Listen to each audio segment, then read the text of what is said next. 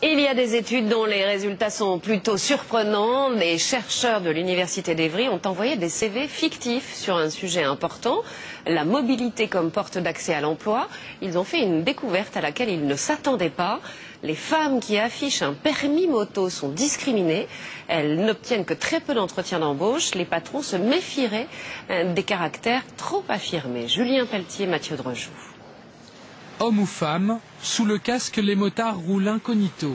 Dans le monde du travail, en revanche, une candidate qui possède le permis A aurait moins de chances de trouver un emploi. C'est pas très malin, enfin, on voit pas ce que ça peut signifier de façon particulière, quoi. Complètement invraisemblable même pour la gérante de ce magasin spécialisé. C'est triste et bon, je sais pas quoi dire, j'ai rien à répondre à ça. C'est juste des gens qui sont peut-être encore bien loin de notre époque. Cette chercheuse a répondu à 300 annonces de niveau Bac+5 en Île-de-France. À chaque fois, elle a envoyé plusieurs CV fictifs avec une seule différence, le permis moto.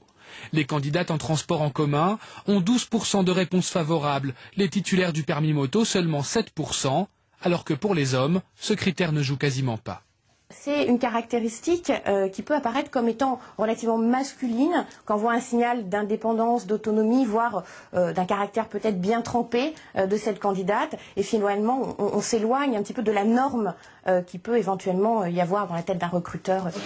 Dans ce cabinet de recrutement, aucun stéréotype. Ici, on s'intéresse bien sûr à la personnalité des candidats, mais pas à leur permis. Si la fille, elle vient, qu'elle est très masculine et qu'on la recrute pour un poste dans l'univers du luxe ou dans un univers plus féminin, on peut éventuellement se poser la question, mais c'est pas le fait qu'elle soit motorisée, c'est plutôt l'attitude qu'elle va avoir.